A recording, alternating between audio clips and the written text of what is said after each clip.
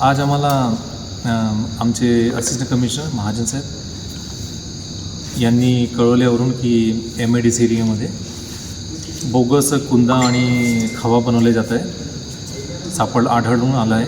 त्यावरून मी आणि आमची FDAची टीम इकडे आलो. इकडे आल्यानंतर आम्हाला दिसलं की इथं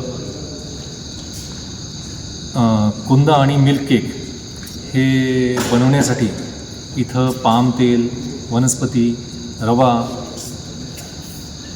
आणि साखर, SMP पावडर हे सगळं वापरून हे मिल्क केक आणि कुंदा बनवत आहेत. त्याचा साठा आढळून आला आम्हाला. त्यावरून आम्ही आणि यांच्याकडे असं प्रोप्रायटरी फूडचं काही लायसन्ससुद्धा नाही आहे. तर आणि यांच्याकडे पुन्हा आम्हाला लेबल्ड पॉलिथिन बॅग्स आढळून आल्या कन्हैया बर्फी ब्रँडच्या.